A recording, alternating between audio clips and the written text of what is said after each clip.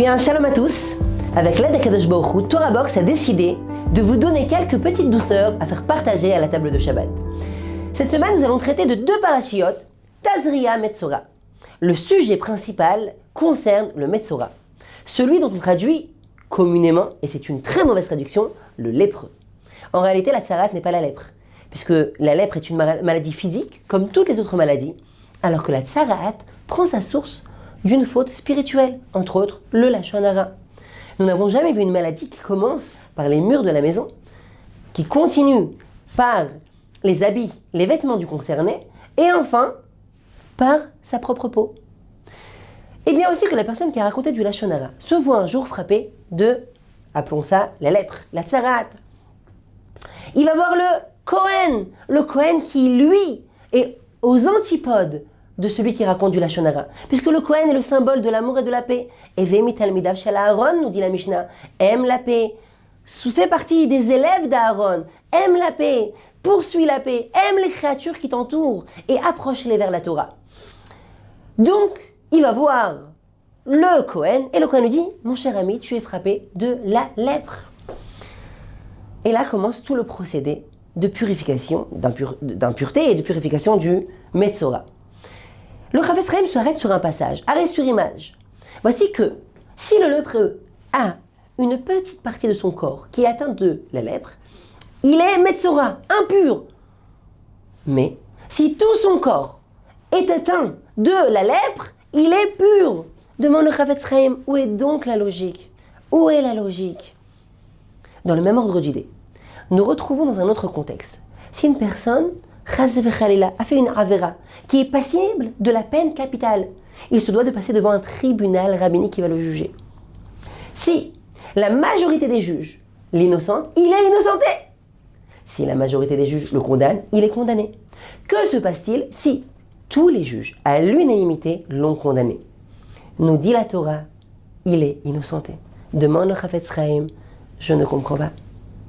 Même question. Enfin, sous un troisième angle, la Gemara dans Sanhedrin nous dit que si tous les chefs d'État se transforment en minutes, tous renient Hachem, renient sa Torah, renient les mitzvot, le Mashiach viendra. Pourquoi nous retrouvons ces phénomènes dans ces trois parashiotes différentes? Alors dit le Chafetz Chaim que la Torah nous dévoile ici la psychologie de l'être humain. L'être humain a tendance constamment à rejeter toute forme de culpabilité. Et s'il peut s'accrocher à un élément aussi infime soit-il pour s'innocenter, il le fera. C'est la raison pour laquelle, tant que le corps du lépreux n'est pas entièrement recouvert de la lèpre, eh bien il s'échappera, il fuira toute responsabilité. Regardez, j'ai encore 1 centimètre de chair qui est sain, bari, qui n'est pas atteint de la lèpre. Waouh, sa tchouva, il ne la fera pas. Ou tout du moins, elle ne sera pas complète. De la même manière devant les juges, je dis, mais il y a un rave qui a dit comme moi. Il y a un rave qui a dit que je ne suis pas un rachat. Oh, je ne suis pas un rachat. Enfin, dans la génération pré-messianique, tant qu'il y aura des tzadikim dans les chefs d'État, eh bien, l'homme Israël ne perdra pas espoir. Ils ne feront pas de tchouva.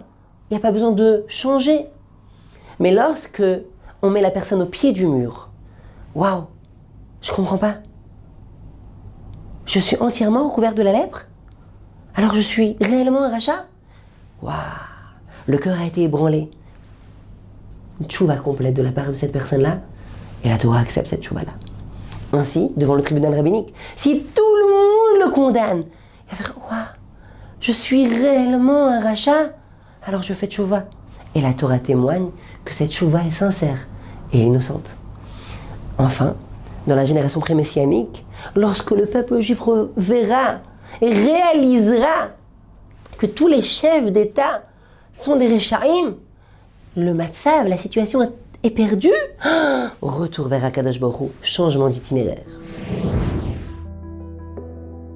Begadav yupruim veroshoyi paroa, ses habits seront déchirés en lambeaux et sa tête ne sera pas rasée. Il laissera pousser ses cheveux. Encore une fois, demande le Chafetz Chaim. quel est le sens de cette punition? Nous savons que toute punition dans la Torah est en réalité un message que l'on fait passer au fauteur. C'est une éducation. Quel est le sens ici de cette punition? Dit le Chafetz Chaim, lorsqu'on l'a renvoyé des camps, du camp d'Israël, eh bien là, nos sages nous ont dévoilé le sens de cette punition. Il a semé la discorde, la querelle, et la zizanie. Il a séparé un homme et sa femme, deux amis d'enfance, des familles. Avec sa bouche, alors lui aussi sera séparé complètement de la société, à tel point que nos sages appellent ça une mort. Une mort. Cette déconnexion de la société est une mort. Nous l'avons vécu avec le corona, nous savons ce que c'est un petit peu. Mais, dit le Chafetz Chaim, les habits déchirés, les cheveux non coiffés, non coupés, que cela représente-t-il? Explique le Chafetz Chaim qu'un des caractères qui cause et qui engendre le lachon hara est la gava, l'orgueil. L'orgueil. Tu regardes tout le monde d'un air hautain, tu lèves un peu trop le nez. Waouh, waouh, waouh, on va te rabaisser. On va t'apprendre à regarder tes propres défauts au lieu de regarder ceux des autres. Mais dit le Chafetz Chaim une seconde explication selon le Zohar. Les habits de la personne donnent respect à la personne ainsi que protection. Cela le protège. Cela lui donne un air respectable. Ainsi, il en est de même pour la Neshama. La Neshama, après 120 ans, aura des habits. Que sont ces habits? Ce sont les mitzvot. Nous dévoile le Chafetz Chaim selon le Zohar que le lachon hara est tellement grave que lorsqu'une personne dit de la médisance, il crée un roi khatouma. Appelons ça un mauvais malach, un malach impur, un ange noir, impur, et qui va s'amuser qu'à chaque fois que la personne va faire une bracha, dire un passage de Torah, sa tfila, faire du bien autour de lui, eh bien cet ange noir va s'amuser à rendre tamé chaque mot que cette personne va émettre. Chaque mot de sainteté, paf, paf, tac, tac, eh bien il va tout rendre tamé. Arrivé à 120 ans, la personne va se trouver devant le trône céleste. On va la vêtir de ces vêtements-là, de ces mitzvot-là. Mais ils seront tous en lambeaux, puisque tous se sont retrouvés impurs, noirs à cause de ce malach-là. C'est ce que la Torah nous révèle. Bgadav, iyu, promim, ces habits seront déchirés. De quels habits parle-t-on, nous dit le Chafetz Chaim? De ces habits spirituels, de ces mitzvot. Dans la paracha de Metzora, la Torah nous livre le processus de purification pour ce fameux lépreux. Et bien aussi qu'il se doit d'amener deux oiseaux. Deux oiseaux. Le premier, on lui fera la shrita. Le second, eh bien, on lui fera le mikvé dans une petite potion que le Kohen aura concoctée, cela dit le sang de l'oiseau égorgé, avec de l'eau, et il trempera cet oiseau, ainsi que du cèdre, de l'hysope et un petit verre écarlate, et on aspergera le lépreux. Et puis, on prendra cet oiseau-là et on le renverra dans les champs. Chaque chose, chaque élément, chaque shlav, étape de la purification du Metzora est significatif de quelque chose. Tel que nous disent nos sages, le cèdre, le bois de cèdre que l'on va prendre, eh bien, rappelle justement la gava de la personne. L'hysope est une petite plante, ainsi que le verre. On le dit, calme-toi, redescends, calm down, redescends à ton niveau. Mais demande Rav Shlomo Gansfried, je ne comprends pas, pourquoi un oiseau, on lui a fait la shrita, alors que le second, on l'a laissé en vie? De surcroît, on le renvoie. Et plus encore, dans la Mishnah, il est dit que si on ne l'a pas renvoyé dans les champs, mais vers la mer, vers la ville, il n'est pas pur. Demande Rav Shlomo Gansfried, pourquoi? Trois questions. Pourquoi égorge-t-on un oiseau et pas le second? Pourquoi le renvoie-t-on? Et pourquoi le renvoie-t-on dans les champs? Dit Rav Shlomo Gansfried, encore une fois, la Torah nous a délivré ici un message. À nous maintenant de le décrypter. Le chant, que représente le chant? Dans Shir HaShirim, c'est un chant, C-H-A-N-T, de la Knesset Israël vers Akadosh Baruch Hu. C'est un chant d'amour, tel qu'a dit Rabbi Akiva. Si tous les chants sont Kodesh, ce chant-là c'est Kodesh Kodashim. C'est le Saint des Saints. un chant qui est extrêmement profond. Mais à un certain moment, la Knesset Israël va dire à Hachem, viens Dodi, viens mon bien-aimé, allons dans les champs. Demande la Gemara, qu'est-ce que cela signifie, aller dans les champs? Et la Gemara répond que le chant signifie la simplicité, le Beth Midrash, là où il y a les Talmidei Chachamim qui vivent dans la plus grande simplicité et qui s'adonnent à l'étude de la Torah.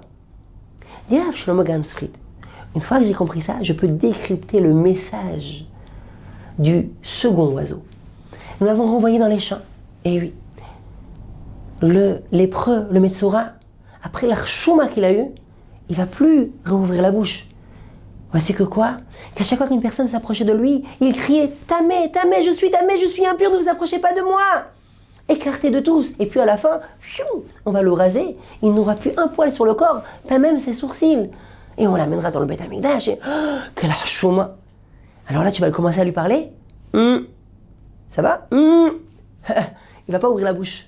La Torah te dit non, ce n'est pas une solution. Tu vas parler. Tu vas lui parler, mais tu vas utiliser cette force qu'est la parole pour le bien, pour semer le bien autour de toi. Va dans les champs, va dans le Beth Midrash. Regarde les Talmidei Chachamim, comment ils utilisent cette force-là qu'est la parole pour le bien, pour créer des mondes, pour la Torah, pour donner un sens à l'existence. On renvoie l'oiseau dans les champs pour donner ce second message au lépreux, au Metzora. Le premier, on l'a égorgé. Regarde comment ta faute est grave. Mais ne sombre pas dans les extrêmes. Emprunte le shvil hazahav, le chemin d'or, une voie équilibrée. Utilise ta force qu'est la parole pour faire du bien autour de toi, pour la tfila, pour les brachot, pour les mitzvot. Nous avons donc vu ensemble, avec l'aide d'Akadosh Baruch Hu, comment le Metzora essaye de s'innocenter, comme tout être humain, à chaque fois qu'il a une possibilité de s'échapper de toute culpabilité. C'est la raison pour laquelle, lorsqu'il est entièrement lépreux, la Torah l'a purifié. Nous avons eu aussi la punition du Metzora. Que cela veut-il dire? Ses habits seront déchirés. Selon le Pshat, c'est pour le rabaisser un peu sa gava. Selon le Zohar, ce sont toutes ces mitzvot qu'il va retrouver déchirées après 120 ans. Enfin, nous avons vu le message des deux oiseaux. Le premier, on lui a fait la shrita pour lui dire « Habibi, ta avera, elle est très grande, mais ne sombre pas dans les extrêmes. Ne commence pas à fermer ta bouche. Non, utilise ta parole pour faire le bien autour de toi, pour faire des mitzvot, pour étudier la Torah. Regarde dans le Sadé, dans le Beth Midrash. Shabbat Shalom Mevorach. Torah Box, c'est une véritable yeshiva en ligne qui va vous permettre d'étudier les textes de référence dans les mots Talmud, Livre des prophètes, Chassidut, Moussar, Pensée juive, Halakha. Des dizaines d'œuvres disponibles avec pour chacune d'elles un enseignement adapté. En un seul clic, où que vous soyez, à n'importe quelle heure du jour ou de la nuit. Étudiez enfin tous les sujets que vous avez toujours rêvé d'approfondir. Alors, travailler le Gan, c'est la sauce des livrets Torah, c'est travailler les paroles de l'étude de la Torah. Et c'est quoi garder le Gan?